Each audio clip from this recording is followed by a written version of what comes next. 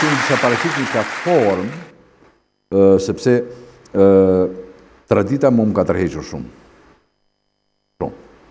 Nuk e më studiush. Pse nuk unë gope në mirë ditë me gjitha tradit të bujshme të... Nuk mbyllet. Nuk mbyllet aty. Dhe kisha paraqit një platformë në Ministrinë e Kulturës, se si e shikonja unë. Edhe erë momenti që me dërguan regjizor aty, 5 vjetë. Ishte hera e parë që futej regjizor në ansambl. Në ansambl. S'kishte pas më herë. Jo. Dhe tash si regjisor bëje thjesht regjinë skenike. Regjinë skenike, që kishte tematika ndryshme që regjia merrte peshë. Se ka momente që në spektakle që regjia nuk ka ndonjë peshë. Po prap, syri i regjizorit i dashur, pyet e djalin, sikur një tingull të luhet në skenë, ka nevojën e regjizorit. Për regjisor. Gjatë periudhës sa keni qenë në regjisor dhe aktor, e besa dhe skenarist në Peshkopi, keni vënë shumë drama në skenë, por dhe keni luajtur edhe role në filma të mëdhej. Po, në kinematografi, para vitet 90, jo aq sa... Sa do doje? Doje, normal çdo njeri ka dëshirë, po kam lozur, po ka një gjë, koha ishte... Koha ecën shpejt, sa më larg të jesh. Regjisor ose kur ka për një për një karakter mund të ketë 2-3 që janë edhe më të mirë sa ty. Alternativa që mund të dominojnë. Kam lozur. Edhe largësia bën të vetën. Pastaj unë mora dhe një drejtim tjetër pas demokraci që u mora dhe më pëlqeu shumë spektakli, hyra. Edhe këto edhe... Kur kam bërë Panajot Kanaqin, për shembull, kam bërë një spektakël të veçantë në ansamblin e shtetit. Aty mësoje si regjisor, mësoje nga ai personalitet. Edhe ndjeje kënaqësinë sikur të kishe vënë një nga veprat më të mira dramaturgjike. Të bosh recitalin e të ndjerit Panajot Kanaqi, mjeshtër, janë 2-3 pika, dhe pastaj mund të vazhdosh me tjetër. Jashtëzakonshëm. Në vitin 1978 e vuri baletin Halili e Hajria. Diçka që e prisni më isha fëmijë, po që e prisni me padurim. Panajot Kanaqi, lexonim aty, ne interesoheshim fati mirë për Kosovën atë periudhë që erdhën ta njerëz për plotë ndërta edhe Panajoti i madh. Dhe u ktheva edhe në televizion një periudhë. Pastaj jam kthyer në televizion. Rreth 15. Dëshira jotja? Dëshira ime. Ta provoj edhe këtë? E kisha ëndër edhe atë. E kisha ëndër. I ndjeri Artur Zheja, kem pas shok kursi, te drejtori. Edhe më thoshte, hajde këtu, hajde atje.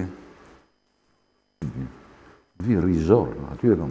Jo, fillo këtu herë, fillo atje, fillo në drejtor, në drejtor radio, në drejtor. Edhe fillova aty.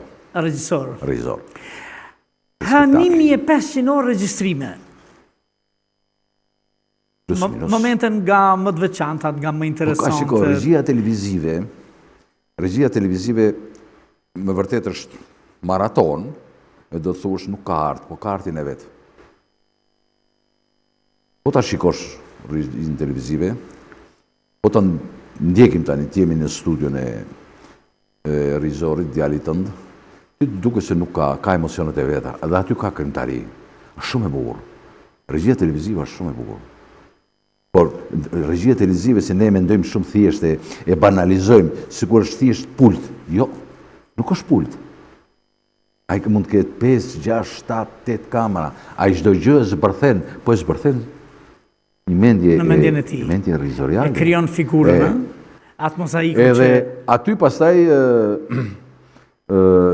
në bon me qindra, me dhjetra emisione, spektakle. Edhe ishte dokumentari. Cili, do të kalujmë edhe të dokumentari, kemi, cilin nga këto thjesht me qujtë në përvojën tënë, cilin nga këto mediume, nëse i ndaj si mediume, teatri, filmi dhe televizioni ju ka dhënë më shumë emocion artistik? Televizioni. Televizioni, Pse? Është ma dinamike? Është ma dinamike, është edhe televizioni, figura, kamera, spektakli, është gjithë përfshirës.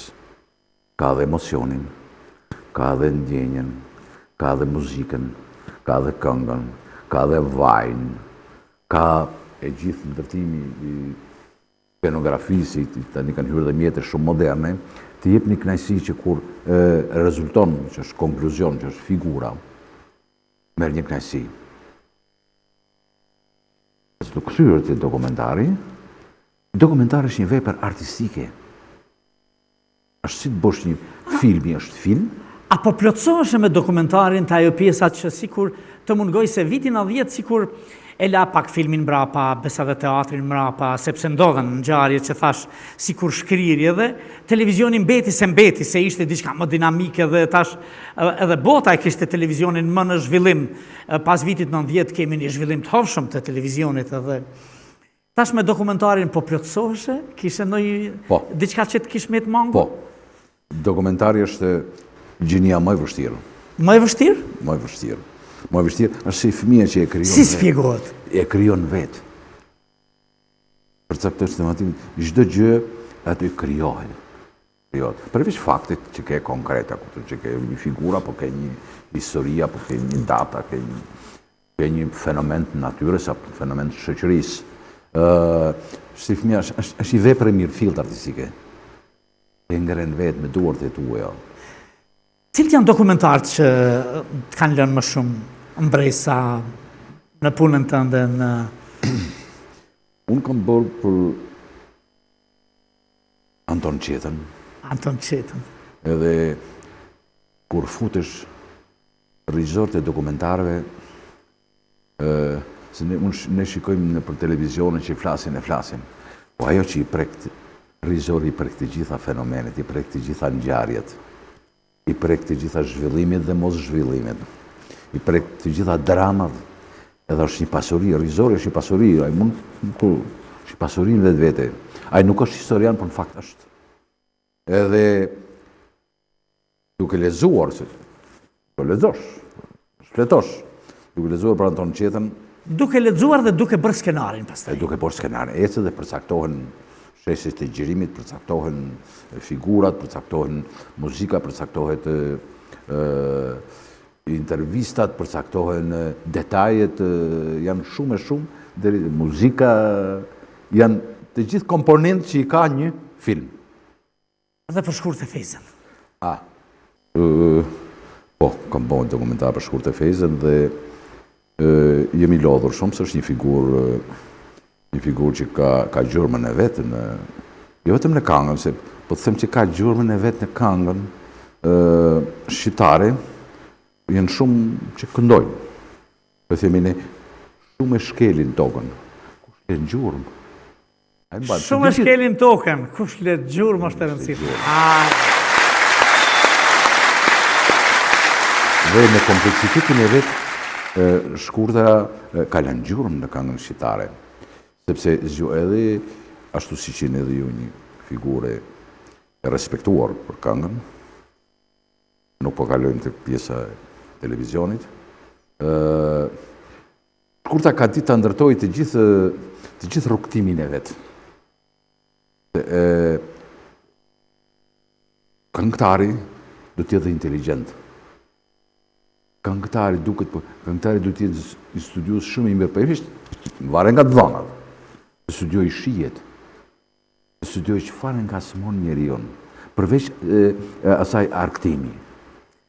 Kur jemi te këngëtarët, dhe fiks më solla aty ku doja të vija, ka tingëllu në krijimtarinë tënde tek ata, si puna ime që ju njohim goxha, që nga dëshira për mos me borx gjithë atij territorit të madh që ka një histori jashtë të bujshme në historiografinë shqiptare, si që është mirë dita, keni bërë shumë që të nxirrnin nga tradita atij vendi, nga këngëtarët, nga artistët, nga Edhe njëra ndër ato është edhe Prena Beci. Do të doja që taftojmë na e këndoj një këngë, ta quajmë si plotësim dëshirës tënde nga tradita mirditore, po më shumë si pikë artistike që duam të gjithë dhe që do ta duar trokasim të gjithë. Eftojmë? Edhe shumë faleminderit. Në nduar trokitje tuaja Prena Beci.